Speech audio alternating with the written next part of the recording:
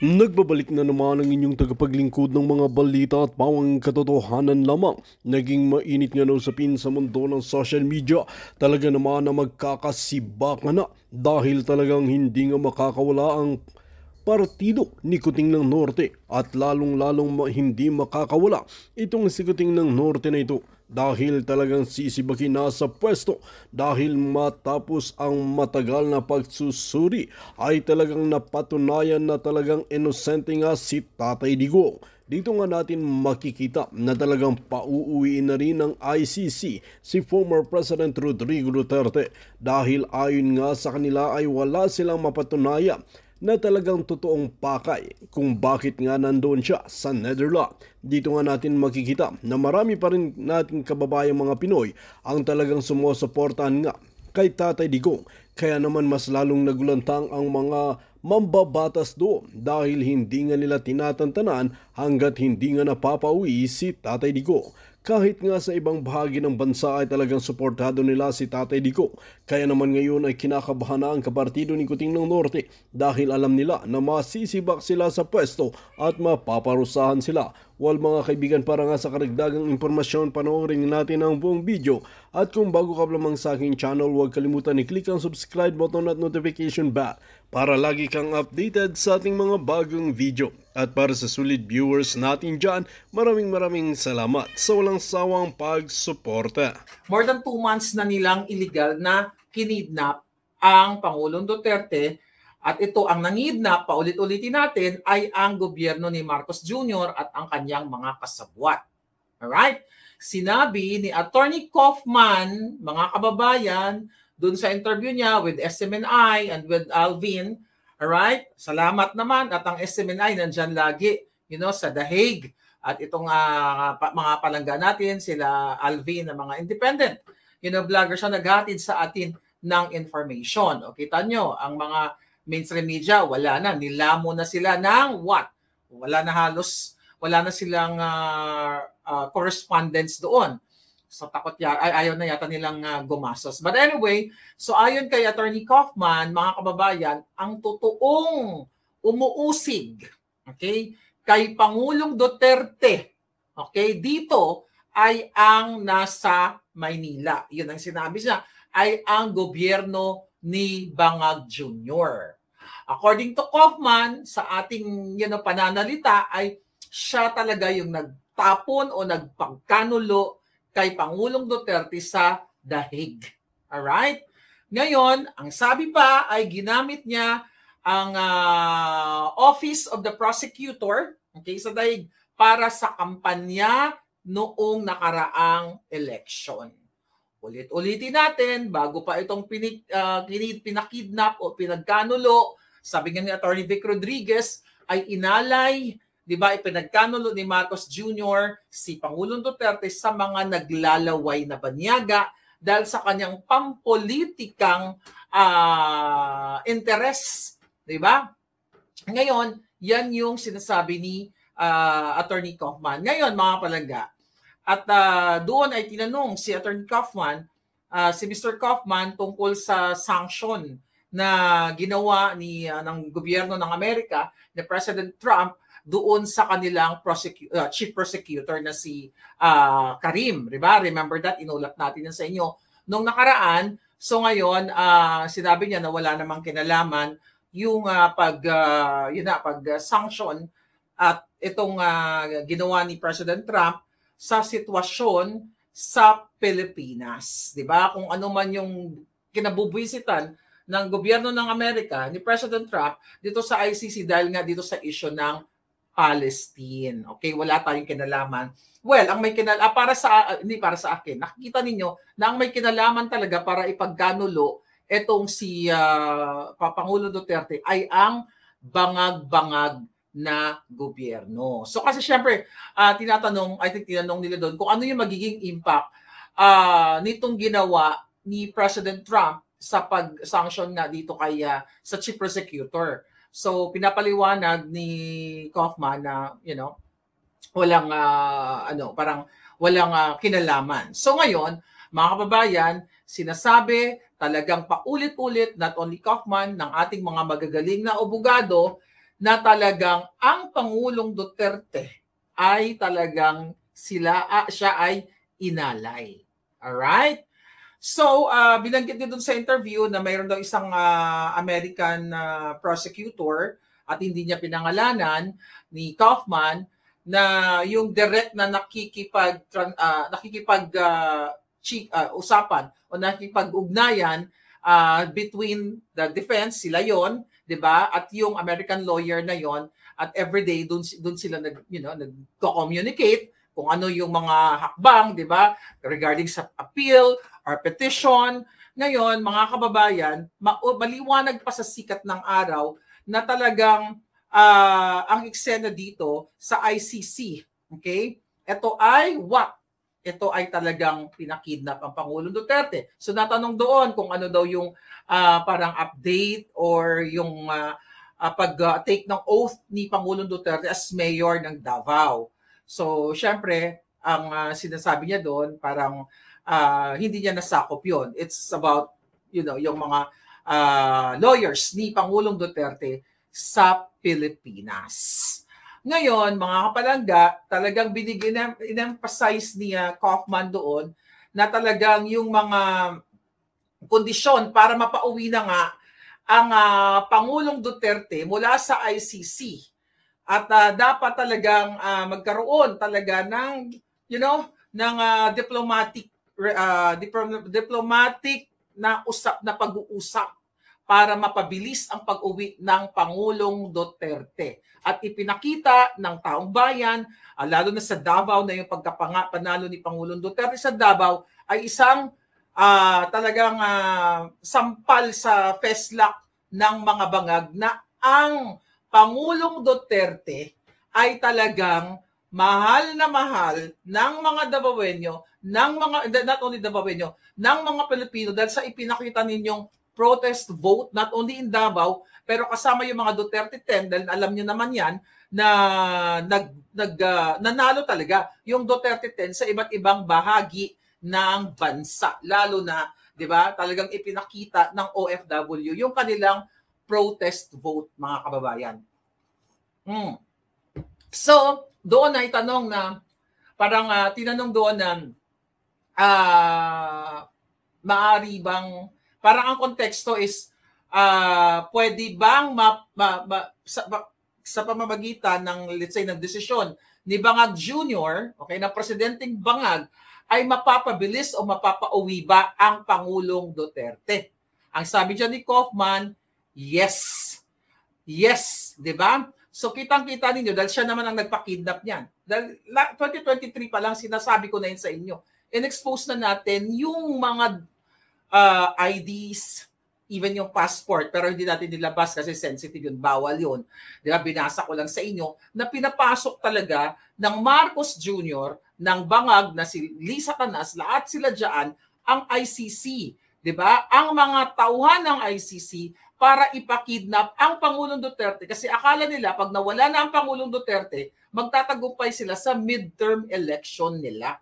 Which is, hindi sila nagtagumpay even though sa kabila ng pandaraya nila, mga palangga, nagtagumpay sila sa mga pandaraya nila at panggigipit nila sa mga party list katulad ng BH party list at Duterte party list sa ngayon. Nagtatagumpay sila na ayaw nila take ng oath o ayaw nila pasumpain. Ito'y nanalo na nga, di ba? Pero ang eksena dito, mga kababayan, hindi sila nagtagumpay sa gusto nilang mangyari na ma-shoot nila lahat ang kanilang Senate slate.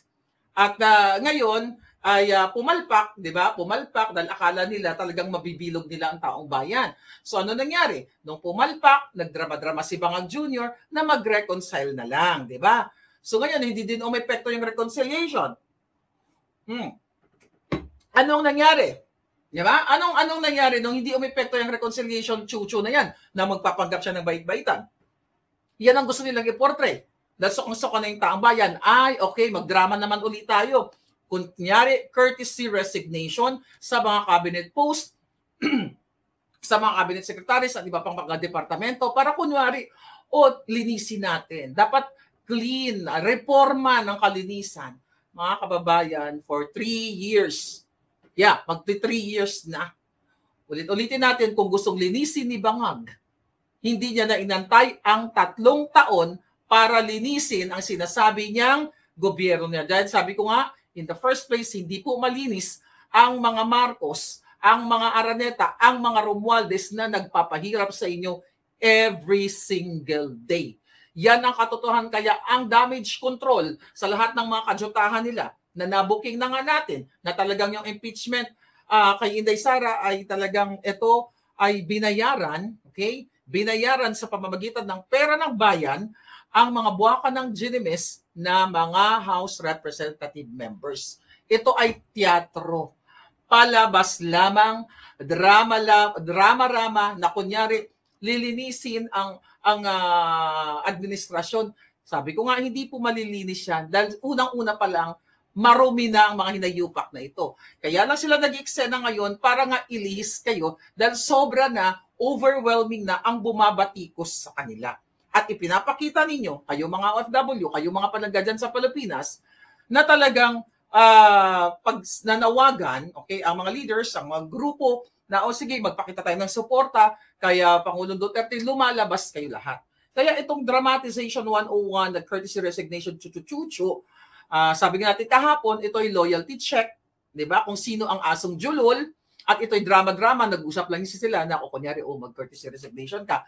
Pero meron din silang mangilan-ngilan na tatanggalin, na kunyari, not performing cabinet secretary or what. Diba? Tapos ito nga si Bobong Gadon, ay kapit tuko pa. At ngayon, recently, ay pero post lang niya sa Facebook na siya ay sumunod na at nag-courtesy resignation. Sinabi ko naman sa inyo na hindi gusto ni Lisa Tanas si Gadon. Okay, dahil yung bago pa kasi inappoint yan si Gadon. That was basta nung bago siya na-appoint, okay? Ay yung anak niyan, okay, na may jowa diyan sa loob, ng Malacanang din, na nakikinabang din sila lahat sa perks, whatever, sa pera ng bayan, ay galit na galit. Bakit hindi pa na-appoint yung kanyang tatay? Di ba alam ko yan, sinabi ko nga sa inyo, ultimong upuan pa lang, si Gadon magnanakaw na ng upuan. Di ba? Sinabi ko sa inyo, nakasabay ko yan doon sa ni Bangag, doon sa inauguration ni Bangag. Upuan pa lang ninakaw na ni Gadon. Kaya yung mga dramatization niya ng anti-poverty chuchu, binigyan siya ng pwesto para lang bayad sa kanyang pangangampanya. I don't know, baka ngayon isisibakin na yung gunggong na yan. Kasi anti-poverty advisor ni Bangag, may naramdaman ba kayo? Ano ang in-advise ni Gadon kay Bangag? Lalong magpakabangag. At anong ginagawa ni Gadon? Kundi mangialam sa mga isyong politika. Imbis na, di ba, I remember, nag-vlog ako sa inyo, pumunta siya sa iba't ibang mga eskwelahan, nagbigay ng isang boteng tubig, mineral water, at saka isang perasong tinapay. Ganyan ba yung approach to fight against poverty? Ganyan ba mag-advise ang isang vobo? Well, vobo nga, sa presidente para what do you call it? Maibsan natin ang kagutuman sa Pilipinas. At hindi lang po yun when you say anti-poverty advisor ka, whole nation approach. Hindi lang kindergarten. Hindi lang kindergarten o toddler na bibigyan mo ng isang boteng tubig, isang perasong tinapay, ay magaling ka na. Remember that? At marami at may mga ahensya pa na ng ahensya ng government na mag-handle sa ganyang usapin. Pero sabi ko nga sa inyo, wala na pong patutunguhan ang gobyernong ito. Dahil even yung mga gawa-gawa na mga ahensya ng agency na yan, okay, nahawak ni Gadon, yan ay what? Political accommodation. Utang na loob, bayad, dahil nga, syempre nagwawala si Gadon. O ngayon, sige, pag tignan natin kung ma-re-appoint siya. Pag hindi siya not re-appoint. Yeah, o ma-re-appoint o ma-reshuffle or whatever. Pero eto lang yan. Just in case na siya ay tuluyan ng lisanin, okay? Tuluyan na siyang iwanan ng bangag na bangag, tignan natin kung paano siya magwala. Tignan natin. Diba? Kung paano siya bumaliktad. Diba? Tignan natin kung paano niya ibukelya ang kadyutahan ni Bangag at ni Liza Tanas. Dahil sabi ko sa inyo, ayaw ni Liza Tanas ng bunganga ni Gadon kasi unang-una, pareho silang butlog ang mata.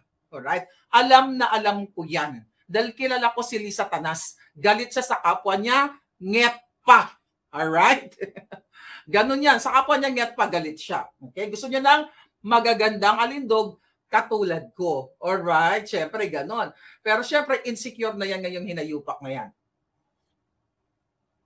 Ngayon, mga palangga, let's go back.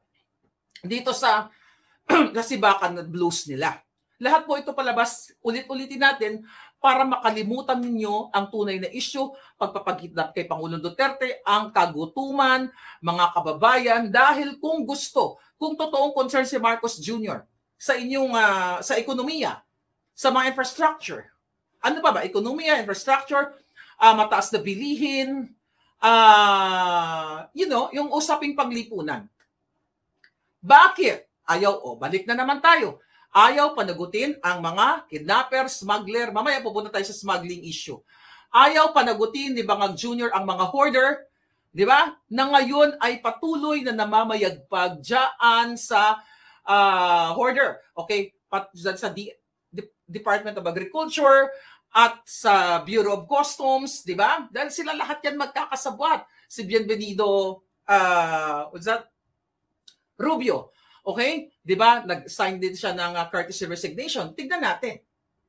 Kung ito ay i-maintain niya, itong si Rubio ng Bureau of Customs. Ulit-ulitin ko po, si Rubio at marami pang iba kasama ni Michael Ma ay kasama sa privilege speech ni Ping Lacson na ngayon senador na in 2017 na yan sila ay mga smuggler diyan sa Bureau of Customs. So nag-sign siya ngayon ng courtesy resignation. Tignan natin kung siya ay talagang tuluyan ng tanggalin ni Bangag. Dalawa lang yan. Kung siya ay tatanggalin ni Bangag, ibig sabihin meron ng bago si Bangag na ilalagay na magiging kasabwat nila dyan sa Bureau of Customs kung paano magnakaw, kung paano magpasok ng mga illegal na mga bagay-bagay, polboron, cars, at kung ano-ano pa. Lahat ng klaseng pwede nilang ismuggle, mga palangga. So ano yon? Ngayon lang na-realize ni Bangag na sige, magpa-courtesy resignation tayo. Kasi kailangan natin gumanda ang ekonomiya, tsa-tsa-tsa. Ngayon lang siya, ano yon? Talagang yung utak niya mabagal. Di ba? Kasi kung gusto niyang ayusin ang ekonomiya, noon pa. But again, this is all drama-rama. Ito ay strategiya ng mga ngagva. Ito ay strategiya ng walang pagmamahal sa taong bayan.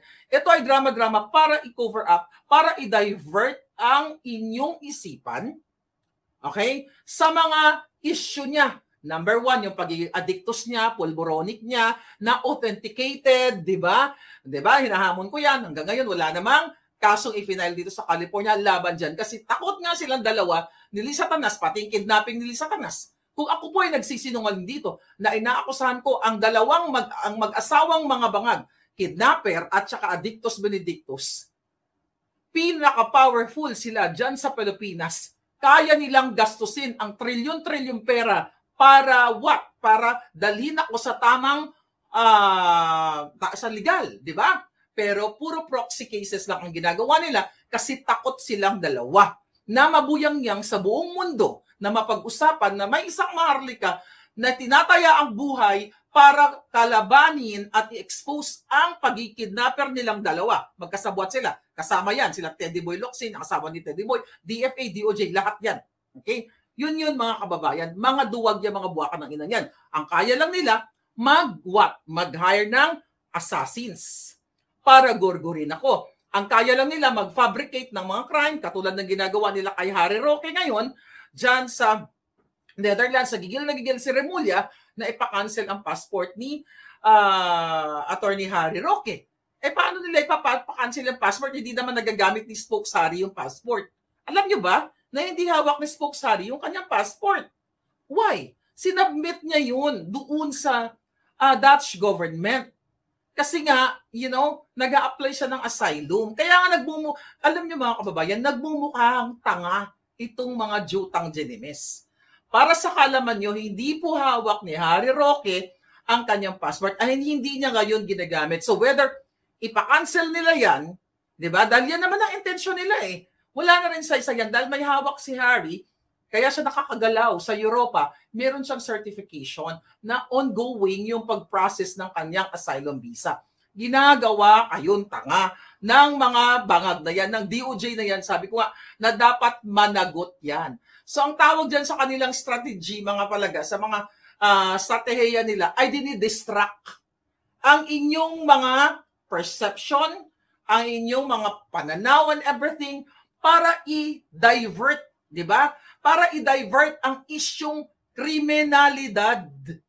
Ang mga nagsisingot dyan sa mga gilid-gilid, sa mga kanto ninyo, ang mga aksidente dahil hindi natin alam yung mga driver ngayon, di ba, ay mga bangag na bangag sa ipinagbabawal na pulburon.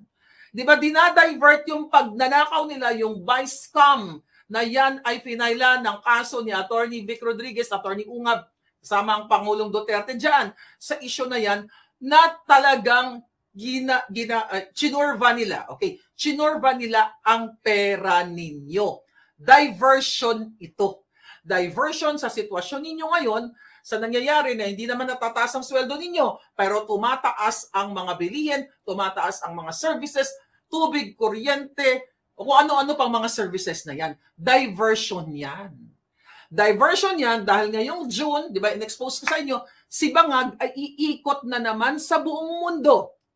Kasi kayo di ba? Pero i-echo nyo yan. Pinakita ko na sa inyo yung dokumento. Iikot siya sa buong mundo na kunwari makikipagsalamuha sa mga OFW kasi ngayon pa lang ginagago na kayo. Sabi ko nga, para daw iagot ang kanilang mga sarili sa OFW para i-improve yung kanilang serbisyo, chucho-chucho. Ulit-ulitin natin. Kung gustong i-improve ang serbisyo para sa mga OFW, dapat sa bawat embahada o consular office, mayroong welfare desk para sa OFW. Hindi yung gagastos pa ng milyon-milyon o baka bilyon o kasama na yung pagbitbit nila ng pera ng bayan kung saan man nila i-transport yung pera ninyong ninakaw ng mga hinayupak na bangag na yon. Di ba? So, hindi niya na kailangang umikot pa sa mundo para ilapit ang serbisyo para sa inyo. It's all BS. Ito po ay baka way lang ni Bangag, baka gusto na naman niya umattend ng Singhutan Blues o what you call it, party-party, 'di ba? Banda-banda kasi doon doon masaya si Bangag. Bibigyan na niya ni Lisa ng ng pulboronic ni Lisa Tanas, masaya na yan si Bangag. Dahil hindi naman si Bangag nagpapatakbo Sunod-sunuran lang yan, tau-tauhan lang yan. Para lang siyang sabi ko nga sa inyo, tando-tando na kunyari presidente diyan, pero ang totoo hindi. Kasi gusto nila, ngayon pa lang, yung plano nila, mga kababayan, dahil kitang-kita dun sa protest vote, okay, na talagang kayo ay naniniwala na si Bangag Jr. ay bangag. Di ba? Siyempre, kung ang majority ng tao ay hindi naniniwala na si Bangag ay bangag, dapat nakita natin sa eleksyon. Pero hindi natin nakita sa eleksyon. Ang nakita natin, yung pagmamahal ng OFW at ng Luzon, ng Visayas at Mindanao. Well, kasama na yung Luzon. Kasi alam na natin, may dayaan talaga nung 2020, itong nakaraang eleksyon. Dahil andyan si Atty. Respicio, andyan si Atty. Glenchong, andyan yung mga generals natin, General Rio, at marami pang iba na nakikipaglaban. Atty. Torion. Ang dami natin mga magagaling, magigiting, mga brilliant lawyers na ito ay, inilalaban itong nakaraang dayaan sa eleksyon na ito. Kaya sabi ko nga sa inyo, kitang-kita ang protest vote. Kitang-kita na Duterte pa rin. Right? So, ngayon, itong si Bangag, kaya dahil hindi effective yung mga drama-rama, mag-reconcile na lang, chuchu-chuchu. So, panibago yan. Everyday yan, maggagawa na naman ng mga eksenang yan. Narinig ninyo, ulit-ulitin natin, ang 10 billion na ginastos doon sa kanilang alyansang malansang campaign, pero nakalimutan niya yung mga elderly, nakalimutan niya yung mga kabataan, mga bata, nakalimutan niya yung buong Pilipino na alagaan, na wag punduhan ang PhilHealth. Diba? Pero punduhan ng eleksyon, bayaran ang mga House Representative members para idiin si Inday Sara. So wala po itong pong Sibakan Blues na ito ay isa lamang katarantaduhan ng mga bangag. Kaya huwag kayong magpabudol muli. Okay? Ngayon lang. Okay? Mga kababayan, sorry about that. Okay. So ngayon, mga palangga, ito nga yung mga eksena. Okay? Kinulam yata ako ni Satanas. Ngayon, mga palangga, so yan ang dramatization nila ngayon. Kasi sinasabi nila para i-check yung performance nitong mga cabinet secretaries nila, kaya may ganito ganyan, courtesy resignation, chuchu-chuchu. Meron kapangyarihan si Bangag na tanggalin lahat tanggalin lahat o tanggalin yung ayaw niya. Pero bakit may ganito siyang drama? To divert your attention. Sabi ka natin, to divert your attention. Anytime, pag doon na sinabi ni Bangag, o tanggalin mo yan si Bobong Gadon. Di ba? Hindi niya magawa yan. Kasi loyal sa kanya yan. So magbabacklash ngayon. Di ba? Baka si Gadon, ibumula ang bibig. Right? Pwede niyang tanggalin si Loizaga, Yulo, na Department of Energy. Kasi yun, tawag dito, low performance daw, kaya tinanggal, pagpapahinga na lang muna, pero anytime, pwede naman daw bumalik, Pwede niyang tanggalin yan. Mga kababayan, pwedeng tanggalin. Yes, more water. Thank you, Abby Loret. So ngayon, pwede niyang tanggalin yan, mga palangga. Kaya yung courtesy resignation narrative ni Bangag, sabi ko nga sa inyo, lahat yan kadyotahan. Lahat yan. Lahat yan palusot.